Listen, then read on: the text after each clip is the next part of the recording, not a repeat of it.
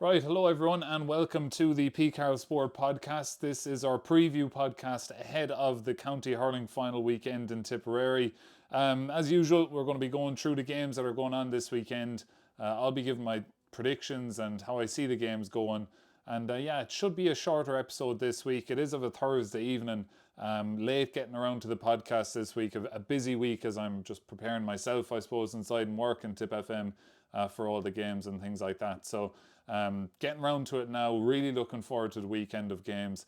We're going to be looking ahead to, of course, the doubleheader in Semple Stadium on Sunday, the games on Saturday as well. So, yeah, if you're watching on YouTube, give us a like, subscribe to the channel. Up to 112 subscribers now. We've been building week on week, so good to see that going. And if you're on Spotify, give us a good old rating there as well.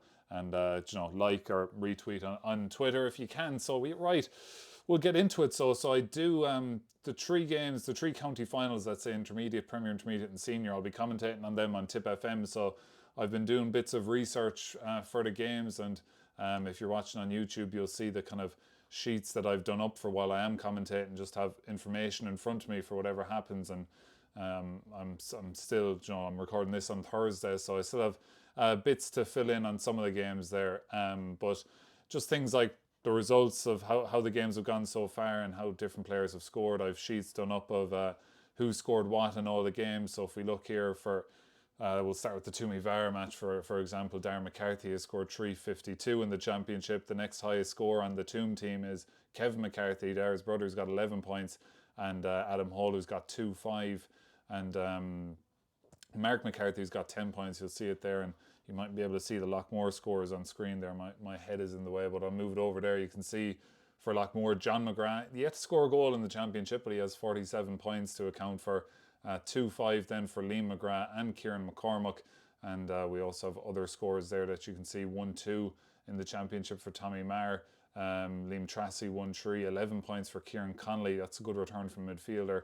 Ed Conley there at 1-6 as well after missing a few of the games. So we'll go through all these as we talk through the matches. But just, I suppose, to start with an overview, of course, we're going to be starting with Toomevara against Loughmore Castleiney, 3:45 on Sunday in Semple Stadium. Really looking forward to this final. A novel final, as it's been said throughout the week. The first time these teams have ever met in a county senior hurling final in Tipperary, which is unusual. Toomevara are going for their 22nd title, I think, and Loughmore are going for a 5th title. So I think Loughmore won their first back in, was it 1988? I want to say, I might have it written down here. Do I have it written down? Yeah, 1988 they won their first one, then 2007, 13 and 21. So it kind of feels like they've won more, but they've just been in a lot of finals in recent times. So Noel McGrath is going to be playing in his 7th county final. John McGrath playing in his 6th county final. That's including replays. John McGrath scored 230 in county finals as well. And just an interesting one on Liam McGrath. He has scored a goal in 3 county finals. He scored the 2021 replay, and then he scored a goal in the 13 and 14 finals as well. So the odds for this game, we have Loughmore 1-3 and Toomevara 11-4. So as I was mentioning on last week's podcast, like that is, like, I don't see it being that much of a discrepancy. Now I would see Loughmore as the favourites for this game, but Toomevara, now I know it was 2008 since they were last in a final, but they've some record in finals since 92. They played in like 12 finals in 17 years, and they won 11 of the 12 finals. So whether that counts for anything when it comes to this Sunday, I don't know. But oftentimes that kind of weight of history and tradition does count for something. So I would have Loughmore as favourites. Why do I say that? They've been here before is one of the main reasons. They're on unbelievable form. They're unbeaten in the hurling and football championship this year. Just a draw in the football championship, their only blemish, and that was against Clonmel Commercials. They absolutely blew Moyle Rovers away in the football last weekend, and it's 12 or 13 of those lads that started last day will likely start on Sunday. So they're just riding a wave of momentum. They've been there before. They're such clever, experienced players, and they've got brilliant attitude in terms of work rate and things like that. Now they are favourites. They've not that they haven't been favourites for other games this year, but favourites going into a county final. So that they're probably favourites in 2020, I would imagine, going in against Killadangan, a Killadangan team that hadn't won a county final before. But, Loughmore are 1-3 favourites. You don't see that too often in a Tipperary county final. But so I would have them as favourites. John McGrath, Noel in great form. All the McGraths, Liam, Mossy McGrath in great form. The Connollys, Ed and Kieran Connolly. Liam Treacys seems to be back now from that wrist injury. So they are favourites, but I don't see them as, let's say, they can't be bet favourites, if you get me. I'd have them as slight favourites for the game, but I wouldn't be going down here shocked if Toomevara were to beat them. Toom have really hard-working team. That's been mentioned throughout this week. They have a star player in Darren McCarthy, albeit he's only 19, but 352 in the championship is scandalous scoring. What has he got from play? What has he got? 212 from play in the championship. They're a real tough team to beat, and I think this final could kind of play out like that, a real close game. Two teams that are tough to beat, kind of going down the stretch, and it's going down the business end is where I kind of see maybe Loughmore having the advantage. They've finished nearly all their games very strong. Now Toom have finished their games strong as well against Moneygall and against JK Brackens. They finished particularly strong that day. But if you look at Loughmore, the mid-championship against Drummond-Inch, they finished strong. The mid-championship against Thurles, they finished strong. The mid-final, it was a level game with 10 minutes to go. They ended up winning by 9. And then, the game against Nina, they saw that out at the end. They finished strong against Killer One.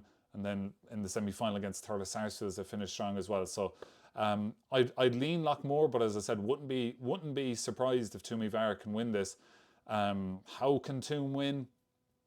It's probably goals. Loughmore's full back line against Thurles, those two Paddy Creedon goals, I'd imagine the Loughmore, now they did get on top of it in the second half, but those were kind of goals that you kind of stood back and said, whoa, they went in easily enough. If the good ball is played in front of a Darren McCarthy in there and Adam Hall, they could get the turn on that full back line and maybe take him on. High balls is another possible issue. So I'd imagine, the last day against Mike Harkey, Rory Breslan just went along with everything. So it'd be interesting to see how that works out. But that's, I'd say, where Toom will be targeting. Can they maybe get a few goals early on? Because they do have a really sturdy defence.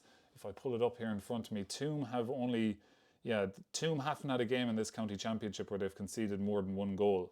So they kept a clean sheet against Mike Harkey, kept a clean sheet against JK Brackens, and then they let in one goal against Killer One, Drummond-Inch and Bursalee. So, 3 goals in 5 championship games, that kind of speaks to a very sturdy defence that Toom have. Now, they've only scored 5 goals in those games. But if you look at Loughmore, they got the 4 goals against Lura, didn't get any against Holy Cross, got 2 against Nina, 2 against Killer One, and they didn't get any the last day against Thurles Sarsfields, albeit Kieran McGrath probably feels like he should have had a goal, but Paddy McCormick pulled off a scandalous save for Thurles that day. But and they've only kept 1 clean sheet, so that was against Holy Cross. Now they're by no means a leaky defence whatsoever. The most they've conceded is at 122 against Nina Erogue. So Loughmore are a very good defence as well. So I just see it being a real close game. I do see it going down the stretch, and we for the last 4 county finals in a row, it hasn't been solved in the 60 minutes. So 2020, Loughmore and Killadangan went to extra time. 2021, Loughmore and Thurles went to a replay. 2022, Killer One and Killadangan went to a replay.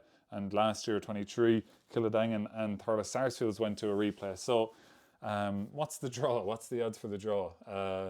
Let's see, 10-1. Not a bad bet if you're going off previous county finals. So some of the matchups, I'll be interested to see what way Noel McGrath is going to be set up. Is he going to be sitting back deeper? Will Toom put someone on him? Who's going to go on John McGrath? Maybe Liam Ryan, captain of the team, sticky player, experienced player for Toom. Could see him possibly doing that job.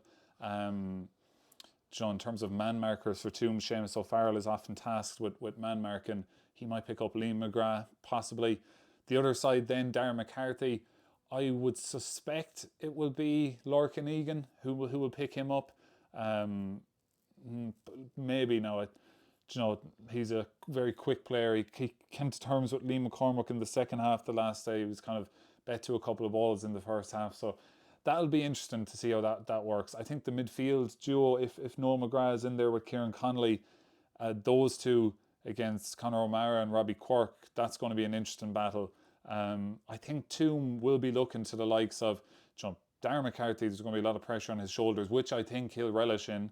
I don't think the big stage phases him whatsoever. I actually think he enjoys it. In terms of, I'd say he'll be looking forward to the fact that the game is on TG Cahir. It's the big stage. He's 19. He's the main man for Toom, back in the county final. They weren't there for 16 years. I don't think that's going to weigh heavy on his shoulders. Now that's just me. I don't really know him, but just from looking in on the outside, that's the kind of vibe I get off him. So I don't think that's going to be an issue for him at all. But I think Toom will be looking towards some of the players that they know they can do it, but maybe haven't done it so far. So the likes of Jack Delaney, he has the ability. We've seen it in previous championships. Maybe not so much this year. What has he scored in this championship? I don't think it's a whole pile. Jack Delaney, yeah, he's only got 6 points in this county championship, but he's the type of player that he could get 2-4.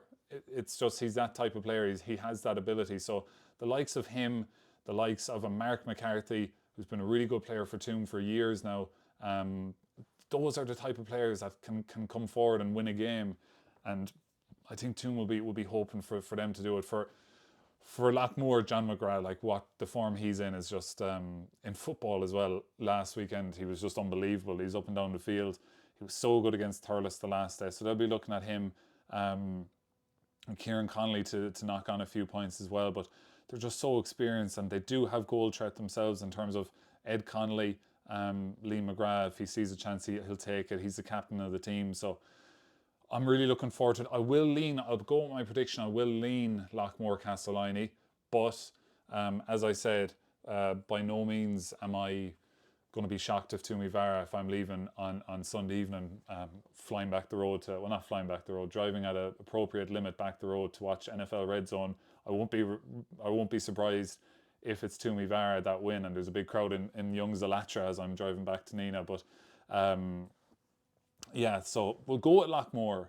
They're the favourites. They're 1-3, but by no means am I writing off Toomevara. So that is the showpiece in Semple Stadium. 3:45 at 1:30 though. There's a game that by all accounts is even as hotly anticipated. People really looking forward to this one. Carrick Swan against Cashel King Cormacs in the Premier Intermediate final. Like Cashel with just a scandalous win against Upper Church Drumban in the semi-final. What was the final score? 21-228 was the final score there. Which is just it was a chaotic game, really exciting game. Carrick Swan had an 18 points to 14 win over Girton. That was in the real dirty conditions in Semple Stadium 2 weeks ago. So look, the bookmakers, what way do they have it? They have Cashel as 4-6, Carrick Swan 6-4. This game, I'm really looking forward to this game. Cashel have been a really exciting team. If I pull up their scores, you'll see they've got Ross Bonner 317 from playing the championship. Owen Connolly has got 226, 237 for Devin Ryan. Oisin O'Donoghue has got 210, young player, 29 from play. What have we? 27 here for David McGrath, another young player. Jar Brown with 2-1. So they've got loads of scores now. Those stats are probably a little bit inflated because they did have a preliminary quarter-final, so they did have one extra game. For Carrick Swan, their top scores: Callum Lanigan 132, 2-6 for Aaron O'Halloran, 8 points there for Eric O'Halloran, 1-5 for Aidan Waters, 115 for Aaron Dunn. He's had a fine year, so that's their kind of top scores. What have we? 3 points there for Gavin O'Halloran at the back, 7 points for Callum Walsh, and Danny O'Hanlon with 4 points in this championship so far. But I think Carrick Swan have a very good defence. What have they conceded? 4 goals in the 5 county championship games. I do have a fancy for Cashel in this one. The reason why is just firepower. But Carrick Swan, I could see making this real difficult. They're, as I've said, a really well supported, really vocal crowd, and they've got some really good hurlers. That's the most important thing. Like, you look at the spine of their team: Scott Hogan back there, Gavin O'Halloran, Eric O'Halloran, albeit on the wing, but Callum Lanigan in brilliant form, and Aaron Dunn. It's a strong spine of the team, led at the back by Gavin O'Halloran. And if you're a listener to this podcast, you know how much I admire his ability and his style of play. Like, I'm from Burgess. I wouldn't see Carrick Swan playing a whole pile. I wouldn't be at any South Championship games, so I wouldn't have seen Gavin O'Halloran too much. And one of the first times I did actually see him was when he was playing for Tip against Kerry inside Nina there last year, the year before. Was it the start of this year maybe, in the Munster League, and he came onto the field, and straight away I was like, God, this guy looks very, at ease, and very much not out of place on the field. Really skillful player, reads the game well, and just real kind of classy kind of ball striker. So big fan of him at centre back. Interesting to see, will he just sit? Will he pick someone up? Will he be on Devon Ryan? And for the other side of the field, Callum Lanigan as well. Like, he's had an unbelievable year. What did we say? He scored, was a 132 or something? 132 in the championship, 110 from play. But he's been nailing those frees as well. So, I do have a fancy for Cashel, and the reason being is just the firepower. As I said, Oisin O'Donoghue came to life in that game, and he can do it. He came to life in extra time against Upperchurch, scored those 2 goals, won that penalty, and he also has the ability to drop back the field that we've seen, especially in that Boherlahan game. So he's an extremely promising player for, is he 18 years old? It's incredible the form he's shown this year with the Tip 20s and with Cashel. So his ability. Devon Ryan is in really good form. We mentioned Ross Bonner, albeit only 2 points the last day, but his work rate, his combativeness will come in handy against a physical Carrick Swan team. I just think it's Cashel who are going in here as favourites. They've had their disappointments in this competition in recent times. We've mentioned the semi-final losses against Templederry 3 years ago, against Laura last year, quarter-final against ourselves 2 years ago. But I did mention that Thurles game, I thought because of the Boherlahan result and how they kind of saw out that game, they got extreme confidence from that, and they blew Thurles out of the water.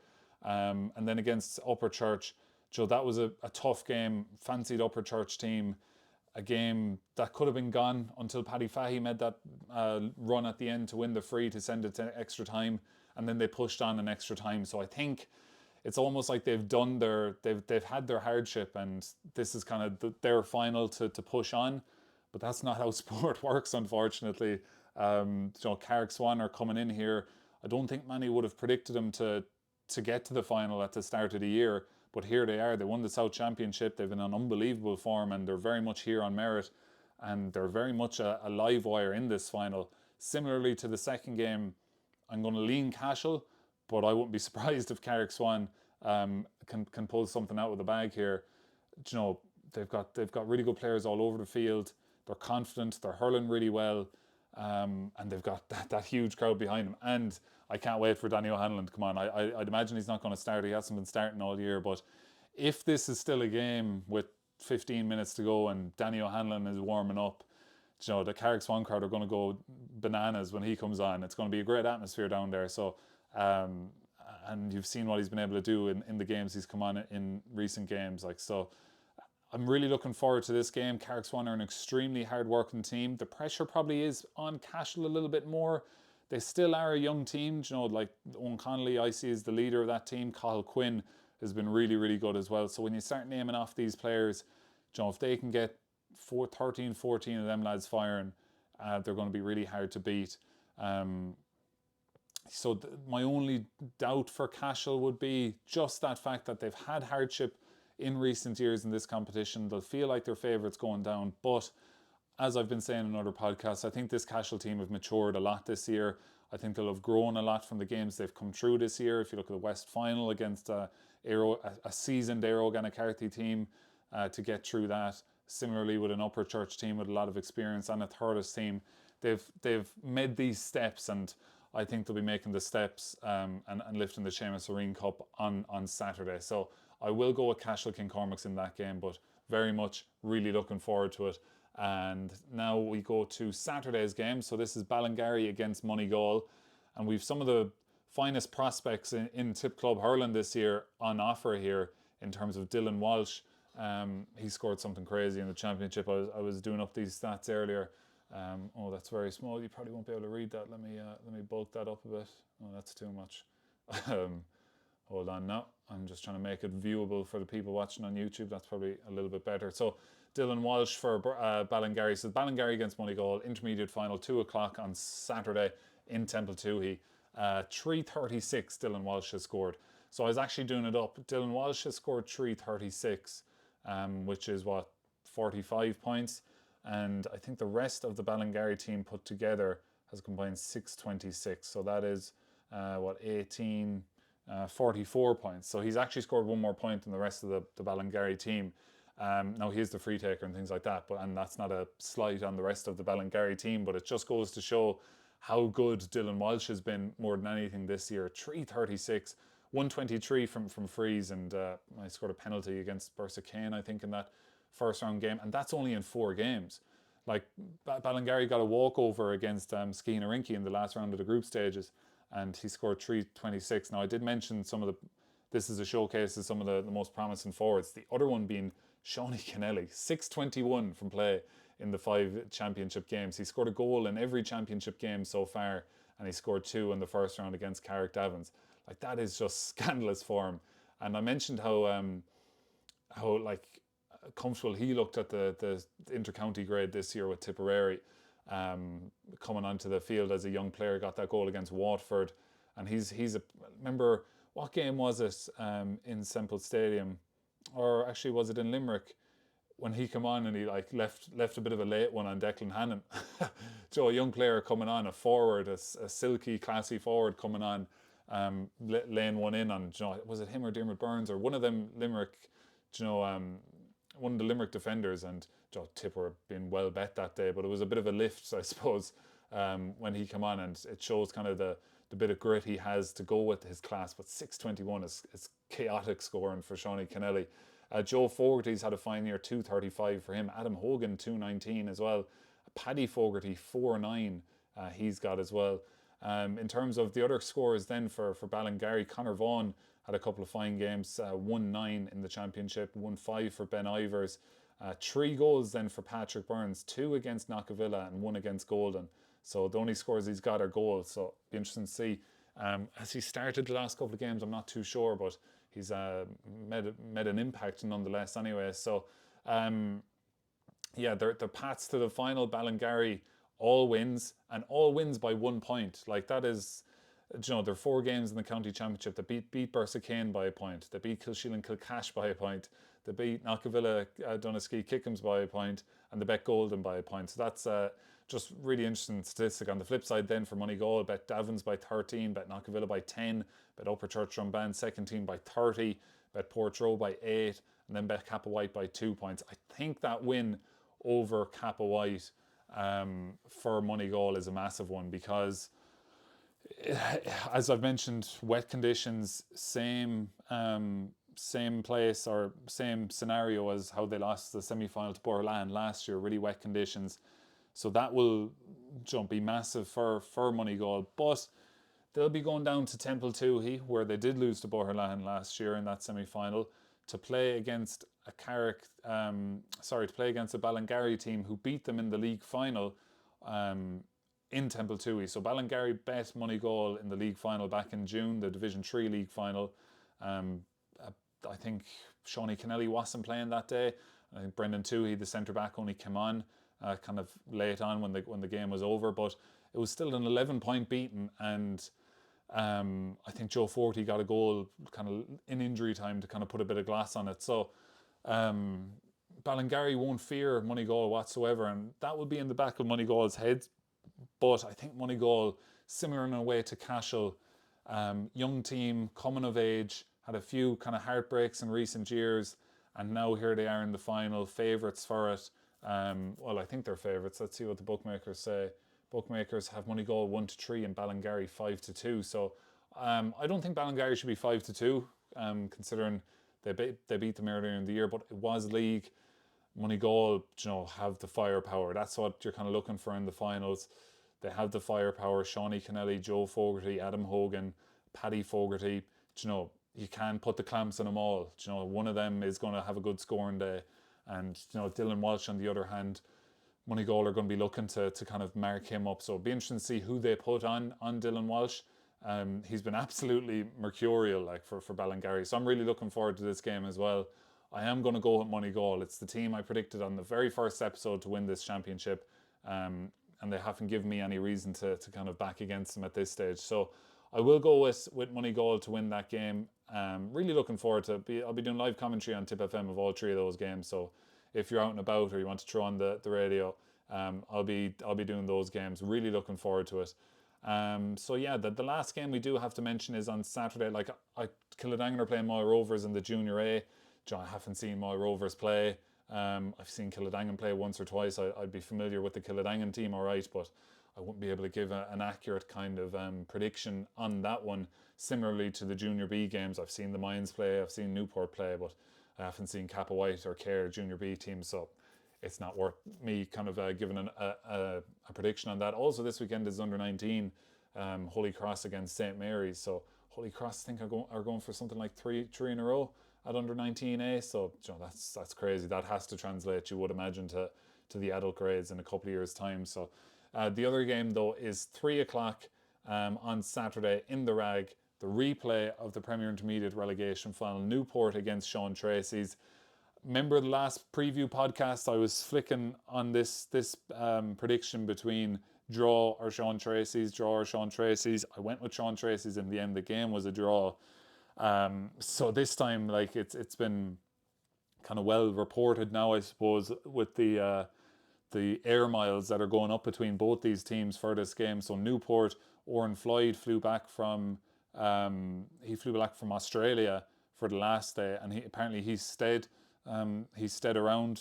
One of the Newport players, he stayed around for this replay after flying back from Australia for the first game. Similarly, Sean O'Brien, who played for Tip, he's out in Thailand. He came back for the final, for the drawn game. I think he went back to Thailand then on the Monday, and I think he's coming back for this game. So some travelling in it, but you kind of have to love it, the pure dedication to the club. For Sean Treacys, then two lads, Brian Carey and one of the other players, flew back from Dubai. So you have to presume they're going to be back as well. So this game, the last day, remember Sean Treacys went up by 5 points in the second half. We're playing with the breeze, had all the momentum, and then Colin Floyd just dragged Newport back into the game and got the leveling free. So I was leaning Sean Treacys the last day, but I kind of have a fancy for Newport now, just after seeing how they performed the last day. Colin Floyd, that kind of performance, I think they might do it.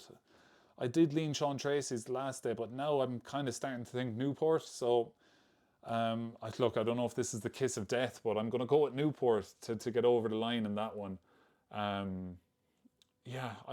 I find it hard to give a good reason. I think this is again going to be a close game.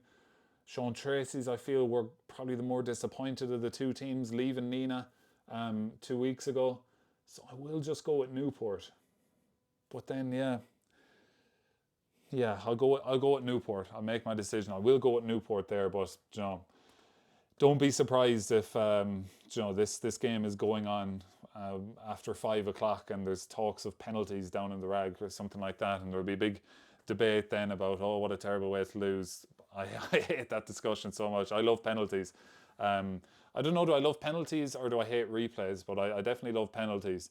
I don't mind replays in certain instances, and there's no extra time on any of the county finals this weekend. They're all replays if necessary. So bar this relegation final, because this already is a replay, this will be finished on the day. But I do love the penalties, the drama of it. I don't know what the argument is against them. People say it's a bad way to lose a game, but I don't know a good way to lose a game, to be honest. If someone says, oh, do next score wins, or and then the ref gives a free for nothing, and the other team put it over the bar and that's it, you lost. Like, that's the worst way to lose. Penalties is, I don't think it could be any fairer. Do you know, if that's how you want to decide how a game is going to be decided, or you know, fairness is probably a good way to do it. And you know, if it's a next score wins and there's a big breeze down the field and whoever wins the toss gets the breeze and straight away pop one over from their own 45, is that fair? Do you know, if it's first to 2 points, it's a similar thing. Do you know, so penalties, it's straightforward. Everyone knows you pick your 5 lads, you're taking penalties. You take 5 each until it's sudden death, and that's it. Do you know, you have 80 minutes to win the game before that, and then you have this, and you had a replay as well. So I don't know how I got into a ramble about the penalty debate, but that's just, I'm getting ahead of the game in case that's a talking point come Monday. But that's pretty much it. I can't wait to get down, especially to Semple Stadium on Sunday. I think it's going to be a really good crowd there. You know, if you're listening to this podcast, you obviously have a big interest in it. You're probably going to be there yourself, or maybe you're going to put the feet up and watch from home and listen on Tip FM. But yeah, I think they're going to be a massive crowd down there. And also another just a quick mention is, it's going to be great for either the South Division or the West Division for Cashel or Carrick Swan to get promoted. I suppose. Like, I'm not sure the rivalry between Clounty and Cashel. I'm sure there's a good rivalry there, but I'm sure Clounty are probably hoping Cashel win because they want a senior championship, I'm sure, in West Tipperary next year. So that's something to of note as well. Now, maybe the rivalry is so fierce that any Clounty person going down to Semple Stadium will be cheering on Carrick Swan. Now, that could be a win-win situation, I suppose, for Clounty supporters. But and for Carrick Swan, if they win, getting up into the senior championship, albeit you know, they technically are the South Senior champions after winning that championship this year. Mullinahone was in it as well, so that's just something of note there as well. So really looking forward to these games. What are we, 32 minutes, kept it fairly nice and compact, only talking about what 3-4 games. So yeah, this is our last preview podcast unless we have a replay to come. Now we very well might be, but I'll be doing a review podcast. I am on the early shift on Monday, so it'll probably be Monday evening by the time I get around to it. Again, you know, if you're listening to the podcast now, you know what my Sundays look like these days, coming back from matches, feet up, couch, NFL for the evening. So there'll be no podcast recorded on Sunday, but probably Monday. Yeah, we'll look back on what is going to be an exciting weekend of county finals. So really looking forward to it. Hope you enjoyed the podcast. Share us around. And yeah, we will be talking to you after the weekend if you're not tuning in. Oh, quick mention, Across the Line on Tip FM tomorrow, 6 o'clock, hour and a half, special edition of the show, looking ahead to all the games. We're going to be previewing all the games, talking with Ken Dunn and Eamon Kelly from Toom and Loughmore, talking to Cashel and Carrick Swan management teams, while the Cashel chairman, Sean O'Donoghue, Oisín's father, we have a conversation about Oisín O'Donoghue. I'm speaking to Kieran Reid, the Carrick Swan manager, and Niall O'Donnell, the Ballingarry manager, and Willie Green, the Moneygall manager. So you get a flavour of all the different clubs involved in the big day, and we have a nice preview lined up as well. So that's on Tip FM, 6 o'clock on Friday evening. It will be on the Tip FM website and SoundCloud after that. But yeah, so if you haven't got your fill of preview for this weekend, be sure to tune in for that. So thanks for watching the video. Remember, like, subscribe if you haven't already, and same with Spotify. Give us a follow over there and a good rating, and like and retweet there on Twitter if you can. So thanks for tuning in. Enjoy the weekend, and we'll talk to you Monday. Good luck.